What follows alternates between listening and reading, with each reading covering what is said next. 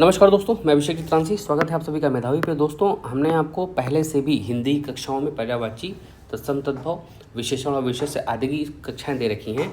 पर ये जो है 50 आपको मैं आपके एग्जामिनेशन से जस्ट थोड़े दिन पहले आपको दे रहा हूँ। आप अगर कुछ ना पढ़े हों और आपने पढ़ भी लिया हो बहुत सारा चीज़, तो भी ये 50 ऐसे महत्वपूर्ण पर्यायवाची शब्द हैं जो कि बार बार परीक्षाओं में रिपीटेड पूछे गए हैं, रिपीटेडली। फाइन, तो आइए देखते हैं।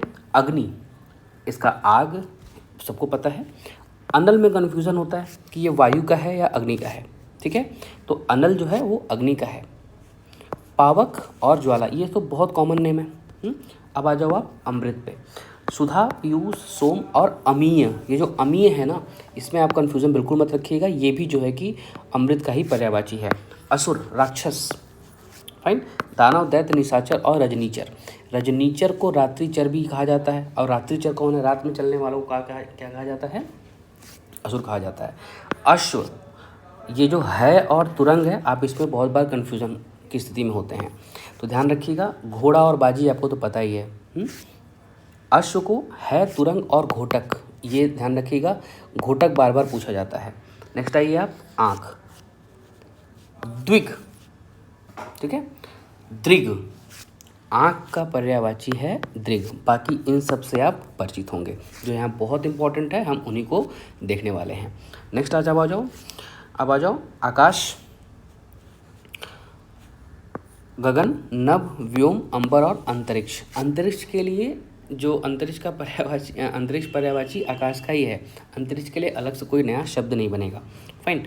अब आप आ जाओ आनंद। आमोद पता है आपको। इंद्र, जो पुरंदर है ना, ये है इंद्र, ठीक है। ईश्वर, इसमें आपको लगभग सभी के बारे में पता होगा। कमल पे आ जाओ, ये आपको थोड़ा सा कन्फ्यूज़न हो सकता है। सरोज का मतलब होता है कमल, अरविंद का मतलब भी होता है कमल। कपड़ा, वस्त्र, पट, चीर, वसन, ये अंबर को आप आकाश समझ लेते हैं कहीं कहीं। लेकिन ये पर्यायवाची शब्दों में देखा जाएगा तो अंबर जो है कि कपड़ा का पर्यायवाची होगा। वसन भी आपके कपड़े का पर्यायवाची है। किरण में देखिए आप, मरीचि, ये ध्यान रखिएगा, ये इंपॉर्टेंट होने वाला है। जबकि किरण का पर्यायवाची रश्मि, अंशु, कर, प्रभा और मरीचि। कर को भी आप ध्यान रखेंगे। किनारा, तट, कूल, तीर, छोर और सिरा। ये वाला शिरा नहीं है, ठीक है, सिरा। नेक्स्ट आप आ जाओ गंगा। सुरसरी और जाह्नवी, ये जो है कि दोनों गंगा कहा जाता है। मंदाकिनी पे आप कंफ्यूज ना हो जाएगा कि ये यमुना, ब्रह्मपुत्र या किसी और के नाम है, नहीं, ये गंगा का ही पर्यायवाची है। गणेश में आप आ जाइए, जो है कि मोदक प्रिय, सबको पता है कि भगवान गणेश को लड्डू कितना पसंद है। गाय, ये इंपॉर्टेंट होने वाली है। क्या है ये? सुरभि, गौ और भद्रा। ये सुरभि और भद्रा हैं, इन्हें याद रखिएगा, ये इंपॉर्टेंट है। कंफ्यूज बिल्कुल नहीं होना है मिलाने वाले में विशेष रूप से। घर, आलय और धाम। आप कह सकते हैं मैं अपने धाम जा रहा हूँ, तो कहने के लिए कह सकते हैं, पर ये वाक्य प्रचलित वाक्य में नहीं शामिल होगा। बहरहाल धाम भी जो है कि घर का पर्यायवाची है। चंद्रमा पे आप आ जाइए। चंद्रमा का मतलब जो पर्यायवाची है राकेश है, सोम है, इनसे आप परिचित होंगे। जल, अम्बु और तोय, बारिश को नहीं समझना है, ये बारिश नहीं है।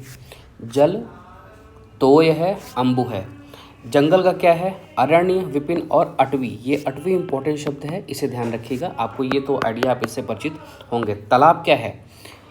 तड़ाग और सर। सर जो है वो तालाब को भी कहा जाता है, और इसका पुष्कर, तड़ाग और सर। सर को इंपॉर्टेंट रखिएगा, ठीक है। नेक्स्ट आइए आप, तलवार, खड्ग, कृपाण, असी, शमशीर और करवाल। शमशीर को ध्यान रखिएगा। दिन को क्या कह रहे हैं? वासर कह रहे हैं और अह कह रहे हैं, ये दोनों को ध्यान रखिएगा। वासर और अह, ये भी किसके हैं? दिन के पर्यायवाची हैं। नेक्स्ट आ जाओ आप, दुख। क्लेश, झगड़े को नहीं कह रहे हैं, ये दुख का एक कारण है। ये एक तरीके से झगड़ा भी इसे कहा जा सकता है, पर ये पर्यायवाची के रूप में अगर आएगा तो आप क्लेश को दुख की श्रेणी में ही रखेंगे। देवता, निर्जर, जिनको बुढ़ापा नहीं आ रहा है, लेकिन ये जो इम्पोर्टेंट है विबुध, ये आपके लिए महत्वपूर्ण हो जाता है, विबुध ध्यान रखिएगा। धन क्या है? दौलत, संपत्ति, वित्त, लक्ष्मी और संपदा, पता ही है। नदी, सरिता, तटिनी, तरंगिणी, निम्नगा और कुलंकषा। ये कुलंकषा किसी स्त्री के परिप्रेक्ष्य मत लीजिएगा ये, ठीक है। कुलंकषा नदी को कहा जा रहा है। नाव कौन सी है? नाव को ये डोंगी जो है ना, ये डोंगी ऐसे करके होती है ना, तो ध्यान रखिएगा डोंगी को भी कहा ही जाता है।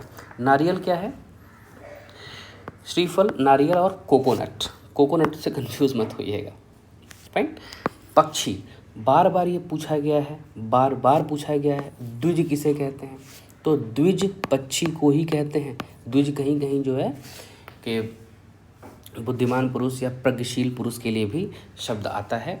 द्विज के और भी अर्थ हैं, लेकिन स्पेशली जब पर्यायवाची में आएगा तो द्विज को जो है कि आप पक्षी के पर्यायवाची में ही शामिल करेंगे। पहाड़ अचल है, चलाया नहीं जा सकता। भूधर है, भूमि को पकड़ कर रखता है। गिरी, बहुत ऊंचा है। शैल है, यानी कि यहाँ बहुत सारे चट्टान हैं, पहाड़ को पर्वत कहा ही जाता है। पवन, वायु, समीर, हवा, अनिल। अब देखिए मैंने आपको ऊपर बोला था ना, अनल और अनिल में कंफ्यूज नहीं होना है। अनिल किसका है? पवन का है। और आपको सबसे ऊपर मैंने बताया ये जो अनल है वो अग्नि का पर्यायवाची है। तो अनल और अनिल में अंतर रखना है। जैसे ही आप एक को कंफर्म कर लेंगे आपको दूसरा क्लियर हो जाएगा। अनिल जो शब्द है वो पवन का पर्यायवाची है। पुत्र, बेटा, सुत, तनय, आत्मज और नंदन। पुत्री, बेटी, सुता, तनया, आत्मजा और नंदिनी। पृथ्वी, धरा, धरती, भूमि, वसुधा और मही। दिस इज इम्पॉर्टेंट, मही। फूल, पुष्प, सुमन, कुसुम, प्रसून, गुल। बादल, मेघ, घन, जलधर, वारिद और निरद। ये तो यार बचपन में पढ़ी हुई चीज़ें, आपको नहीं भूल सकता ये। ब्राह्मण, ये देखिए द्विज शब्द आया, यहाँ पे द्विज शब्द आया, यहाँ पे भी द्विज शब्द आया था। द्विज पक्षी को कहा जा रहा है, और यहाँ पे द्विज ब्राह्मण को भी कहा जा रहा है। ब्राह्मण मूल व्यवहार में, मूल अर्थों में पंडित है, विद्वान है, विषय का विशेषज्ञ है, इसलिए द्विज शब्द का प्रयोग करते हैं।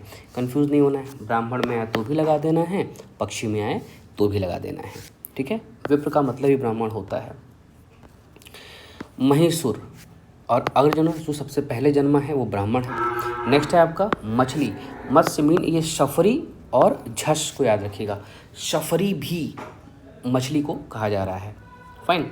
माता को आपको पता ही है, मित्र को आपको पता है, मित्र का ये जो है सुहृद, जो सुंदर हृदय वाला है वही कौन है? मित्र है। मृत्यु, मरण, निधन, देहांत, स्वर्गवास और इंतकाल। राजा, नृप, भूप, नरेश, महीप, सम्राट। अब देखिए राजा को भी ना दिशाओं के आधार पर बांटा गया है, उत्तर, दक्षिण, पूर्व, पश्चिम, ठीक है, उन्हें अलग अलग तरीके से बांटा गया है, ठीक है। कि किसको विराट कहेंगे, किसे सम्राट कहेंगे, किसे राजा कहेंगे और किसे स्वराट कहेंगे। तो ये दिशाओं के आधार पर इसको भी बांटा गया है। नेक्स्ट आप आ जाओ। रात्रि, रात्रि का क्या है? रात है, निशा है, रजनी है, यामिनी और विभावरी है, ठीक है। तो आपको ये ध्यान रखना है कि कहीं भी कोई भी चीज़ आ जाए उसमें ऐसा कंफ्यूज नहीं। जैसे अभी द्विज आया था तो द्विज को लेके आप कंफ्यूजन नहीं पालना है आपको। जो आया है वो आया है, उसमें आपको कंफ्यूजन नहीं। जैसे आप द्विज पक्षी का पूछ रहा है और अगर उसमें ब्राह्मण नहीं है तो आपका काम चल जाना है। पर अगर ब्राह्मण है तो ब्राह्मण के साथ जाइए, पक्षी है तो पक्षी के साथ जाइए, ठीक है। राजा है, मैंने आपको बताया कि इनके नाम भी जो है कि दिशाओं के अकॉर्डिंग होते हैं। तो जो उत्तर में है उसे कहा जाएगा विराट, उसे कहा जाएगा विराट। जो पूर्व में है उसे कहा जाएगा सम्राट। जो पश्चिम में है उसे कहा जाएगा स्वराट। और जो दक्षिण में है उसे कहा जाएगा भोज। कहाँ? राजा भोज, ठीक है। चलिए, तो दिशाओं के आधार पर राजाओं का विभक्तिकरण भी किया गया है। लक्ष्मी कौन है ये ध्यान रखिएगा। कमला है, रमा है, श्री हैं, इंदिरा हैं और हरिप्रिया हैं। हरि कौन है? हरि विष्णु है, और विष्णु की प्रिया कौन है? लक्ष्मी है। वन, जंगल, कानन, अरण्य, विपिन और अटवी, ऊपर भी आपने देखा, ठीक है। 8वीं आपने देखा ना ऊपर, वो यहाँ पे भी आप देख सकते हैं। शत्रु, दुश्मन, अरि। अरि का मतलब क्या है? शत्रु है। शरीर, देह, तन, काया, वपु इज इम्पोर्टेंट और गात्र इम्पोर्टेंट है। समुद्र, सागर, सिंधु, जलधि, रत्नाकर, पयोनिधि। ठीक है।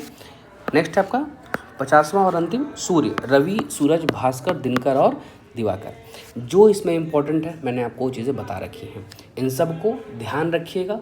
और जो नहीं समझ में आ रहा है उनमें कन्फ्यूज़न की स्थिति नहीं पालनी है। लेकिन हाँ, एक चीज़ ध्यान रखिएगा, जो चीज़ें आपको बार बार पूछी गई हैं, जो आपने बचपन से पढ़ रखा है, उसमें कोई कन्फ्यूज़न आपके साथ नहीं होना चाहिए। जो भी चीज़ आपने पढ़ रखा है उसमें कोई भी किसी भी प्रकार का कन्फ्यूज़न नहीं होना चाहिए। ठीक है। अब जैसे मान लीजिए यहाँ पे तो जो चीज़ें नहीं दी हैं, अगर मैं उसमें कुछ चीज़ें आपको ऐड कर दूँ जो कि आपके लिए बहुत कन्फ्यूजिंग होने वाली है, पर आती है एग्जामिनेशन में और उसमें लोग कंफ्यूज हो जाते हैं। यहाँ पे 2-4 मैं आपको और बता रहा हूँ जिनमें आपको बहुत आसानी से चीज़ें ध्यान में आ जाएंगी। देखिए, जो कन्फ्यूजिंग पर्यायवाची शब्द है ना, जैसे कामदेव का आपको पता है कि बहुत सारा पर्यायवाची हो सकता है, पर कामदेव को कहीं कहीं पंचशर कहते हैं। पंचशर का मतलब ब्रह्मा नहीं होगा कहीं भी। ठीक है। और जहाँ भी सर की बात आएगी वहाँ पे शब्द यूज़ होगा सिर, लेकिन यहाँ पे क्या कहा गया है, कामदेव को पंचशर कहा गया है। ठीक है। दूसरा जो शब्द है वो है शरभव। ठीक है। शरभव कार्तिकेय यानी कि माता पार्वती और भगवान शिव के पुत्र कार्तिकेय को कहा गया है क्या, शरभव।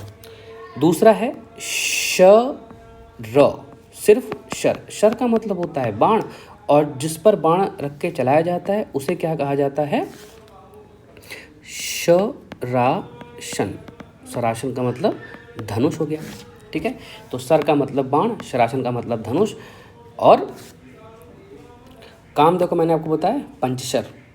ठीक है। और शरभव का मतलब मैंने आपको बताया कार्तिकेय।